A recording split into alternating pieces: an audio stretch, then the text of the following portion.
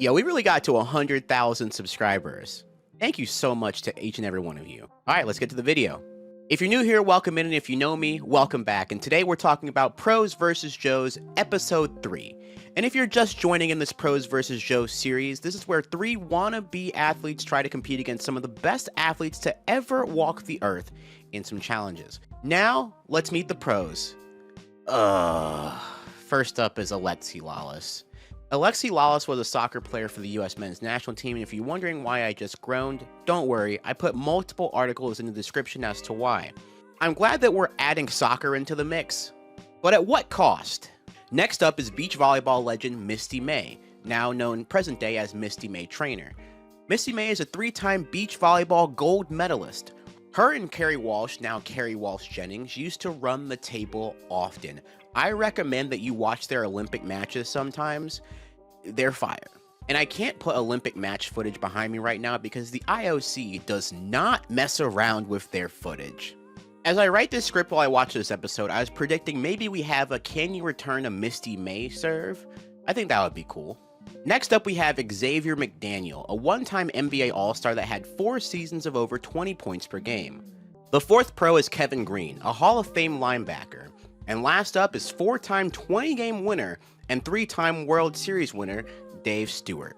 This is a pretty solid pros lineup. I'm glad that we have soccer and volleyball in the mix, and I'm glad that Pros vs. Joes, it's only episode 3, but they're doing a great job of spreading the wealth around in terms of the different sports and adding that variety, because I feel like if they kept doing the same sports over and over again, it would just get stale.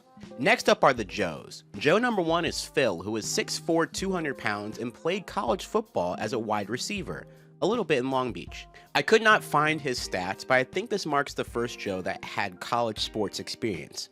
Maybe this is the show trying to see just how talented the Joes can be and still be really far away from the pros, and I like that. The next Joe is Jeff, who is a 6'1", 235-pounder who loves karaoke. He's just like me, for real. Well, I'm not 6'1", or 235 pounds. Anyway, the last Joe is Finesse Lutalo, who is a 34-year-old martial artist. Now, you're a martial artist by trade? Yes, sir. Think you could mix it up with X? I can mix it up with anybody. So there's nobody out here that you're scared of? God hasn't created that person yet. That was hard, so hard. In the 3 episodes that I've done for this series, I think this is the most athletic Joe lineup. No one here is under 6 foot. This is definitely the athletic Joes episode, I want to say. Their first matchup is against Kevin Green, and these Joes aren't talking as much trash as the earlier episodes. They're more in awe of the pros, honestly, which I think is really cool in a really humble way. Man, he looks like a giant in real life. Yeah, Kevin Green. Oh, did you see X? Did you see X? Oh, that's tight. X is looking a little swole, though. In the audition tapes, we have Finesse showing off some really fast hands. Phil can actually dunk. That's what I'm talking about. That's bad, bro. And Jeff is pretty swole and calls out all athletes for doing steroids, which was a pretty hot topic for the late 2000s. I have never put an illegal substance into my body. You're all doing steroids. You all know you're doing steroids. I want you guys to come out and be men about it. Predictable. Predictable? The Joes' first challenge is to try to score on Kevin Green. It's basically Oklahoma drill with a Hall of Fame NFL linebacker. So the first guy that played football in college, by the way, goes up and gets lit up. Hits him right in the head, wrestles him down for a... Damn. On the second down, he gets 2 yards, barely, and on the third down, he doesn't go anywhere again. This begs me to ask the question, if he can't get by, what are the other 2 going to do? Next up is Jeff, who fails the first time, fumbles the second time, and didn't even have a shot the third time. Finesse is next, and he doesn't even receive the toss in his first try. Oh! Finesse doesn't even get the ball! He tries a spin move the second time and fails. And on the third try, to prevent sudden death overtime... Here it comes. Finesse with the ball. Oh, he takes an inside route! Oh, he actually scored here. So I think what happened here is that Kevin Green assumed that another toss was coming, and then they used an up-the-gut handoff to get by him. There's probably another form of football terminology for that, but I have never played football in my life, so I've never... What was it? Halfback dive? Am I going to go like Madden or something? But there is something that I noticed here. The zone that Finesse is able to operate in seems a little bit wider than other tries here. Maybe I'm tripping and it's the camera angle, but y'all let me know, because I'm not trying to hate on the vault play of the day here. In the locker room, Kevin Green admits that he got cocky. I started getting a little cockeyed there, so you know, I was getting into it, and then I said, okay, no, I'm really not playing. I had to come back to earth. Yeah, it's unfortunate, but there's no time for that. It's basketball time. You have to outshoot Xavier McDaniel in a competition, but for some reason, the goal will keep climbing up to 25 feet. When the basket goes into the red area, it counts as 3 points. First up is Finesse, who immediately starts out behind X. But I noticed that when the basket gets too high, Xavier McDaniel has to throw the ball up there like a quarterback. Lutalo is able to catch up a little bit, but ends up losing by 7. When going up against Phil, McDaniel gets an awful first bounce, which allows Phil a 10-0 lead right off the rip. X tries his best to come back, but he ends up losing 22-23. Honestly, if I was a Joe watching this, I would be like, man, why can't I get a lucky bounce like that? Sometimes a little luck is needed in these competitions, and that long rebound really gave him a leg up in this competition. We could also tell that fatigue is setting in for Xavier McDaniel. X leads 24-20. Finesse really needs to knock down some threes now. One more shot at the buzzer, X. Go for it. I'm tired of this, Grandpa. That's Too damn bad. And Jeff does even better than Phil, scoring 27 points. Capel nails the three. This caught me by surprise because Phil is the one that can dunk in his audition tape, and Phil seems to have the best basketball acumen out of the Joes, but Jeff does better. He shoots with like a chest pass form that reminds me of old 1940s basketball footage. 1940s? Yeah, 1940s. So Jeff takes the win in this round because he had the larger victory margin. And now we get to the third event, which is track and field. For all of you that do know, the third round of pros versus Joes is something that no pro is good at. Or Joe. Well, the Joes aren't good at anything, but something that no pro is known to be good at. The track and field challenge is actually a 1-mile run, which I gotta say, is pretty mean. In my opinion, springing a long distance endurance test is just nasty work in general. Remember in class when your gym teacher told you about a week in advance that you were running the mile someday? Imagine if your gym teacher was just like, surprise, today is the mile run. Do you see where I'm coming from?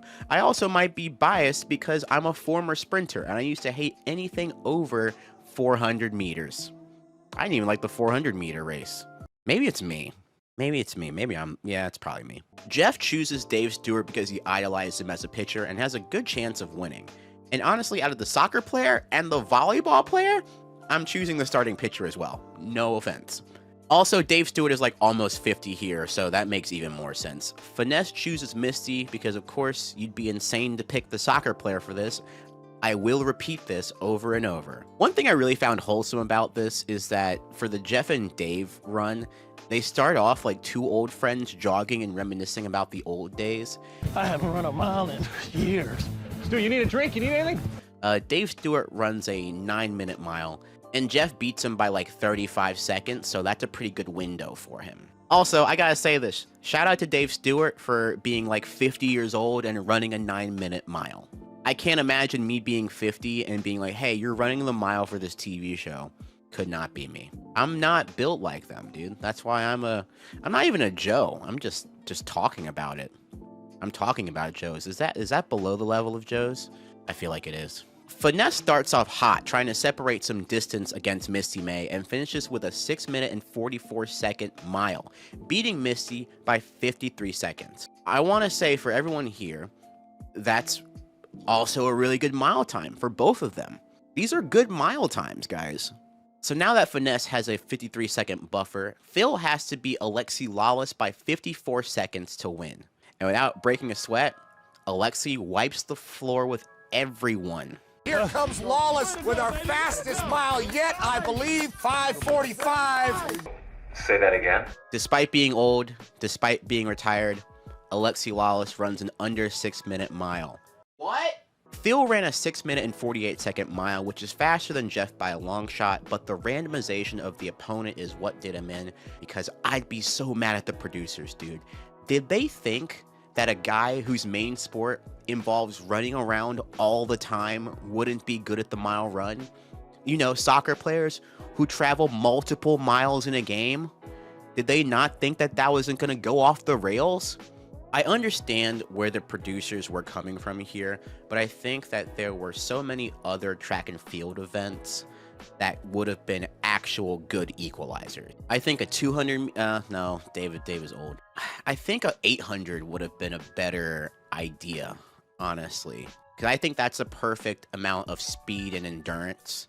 So if someone is faster, they can try to get these 2 laps down. And it also is a good, also, I'm trying to think of triple jumping would have been nice. But I get that. I understand why they did the mile. I think the throwing sports, I think shot put or discus would have been good here. I think that would have been also, because discus is not just, both of those things are harder than it looks. Because you need technique to do shot put, discus, and all that. Javelin too.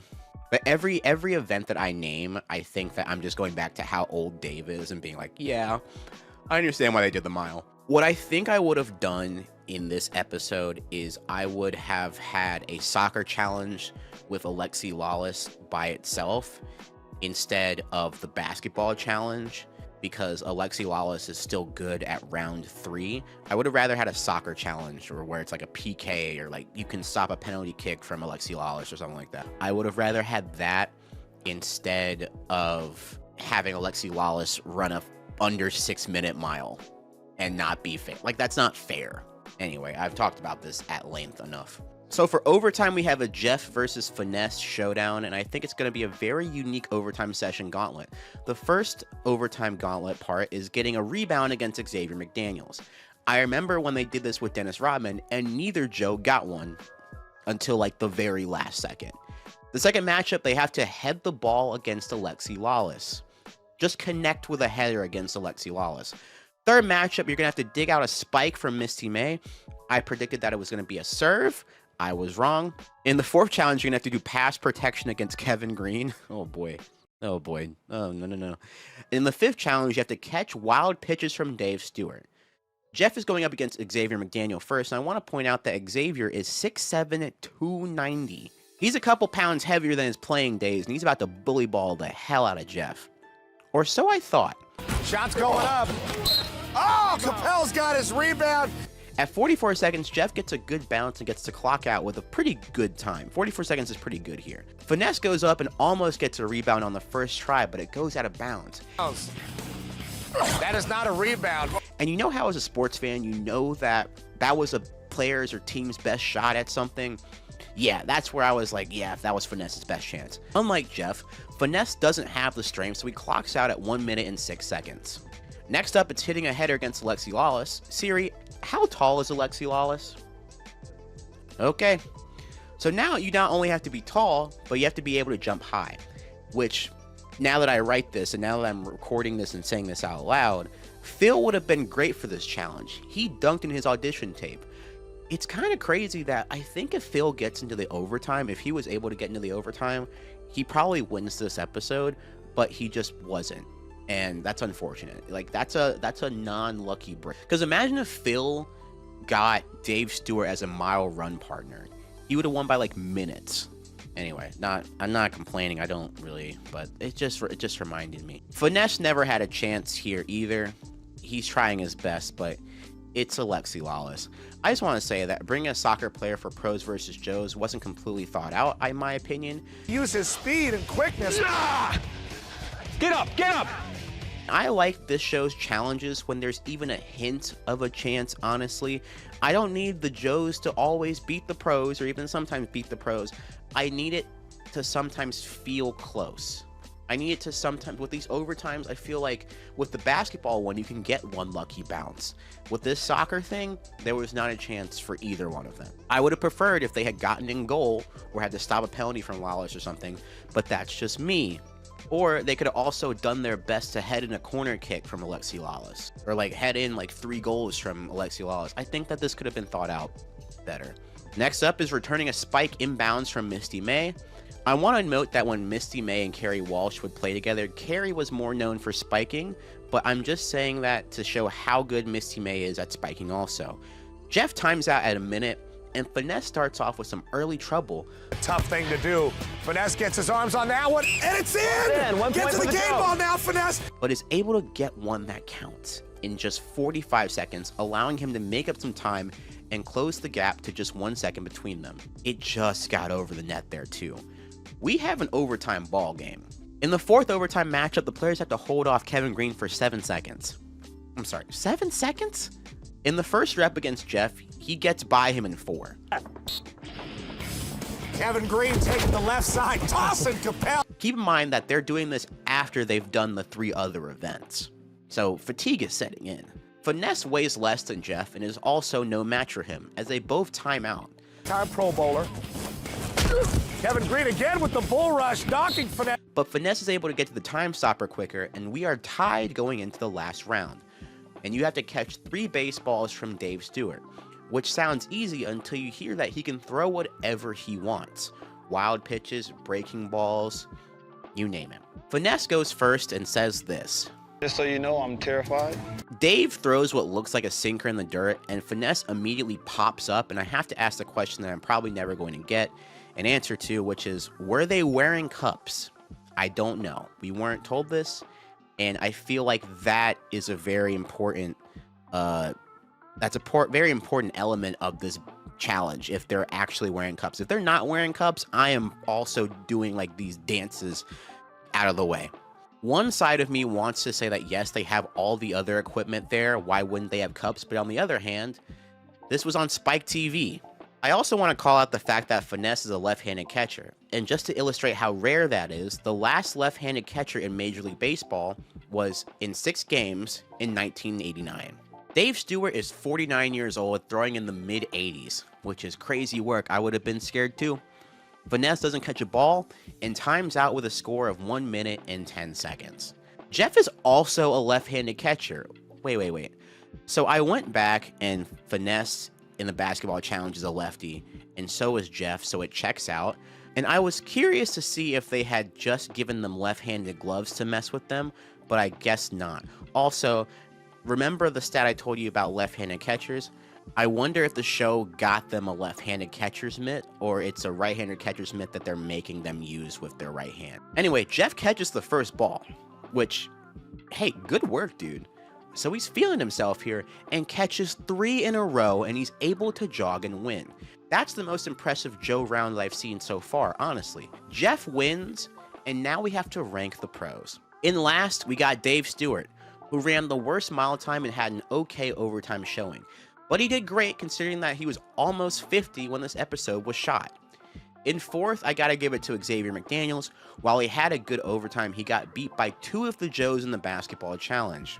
Third is Misty May. While she didn't win the mile run, she posed a formidable threat in the overtime challenge. Number 2 is Kevin Green. While he had an amazing run on the show and was the most fun part of the episode, he did let his guard down and allow Finesse to score in round 1 before sudden death. And that's such a minor nitpick there that I wouldn't even be surprised if that was fixed. Anyway, number 1 is Alexi Lawless. Unfortunately, he had a crazy mile time and no one was able to head the ball off of him. He didn't have a single slip up in this entire episode. He did a good job in this episode. Anyway, thank you guys for watching the end of the video. I really appreciate this. Thank you guys so much for liking, subscribing, commenting. Thank you to my extra Patreon support. Thank you to my extra Nebula support. I appreciate you guys so much. Thank you for keeping it going. Thank you for keeping me going. I appreciate you guys. Have a good one, y'all. Bye.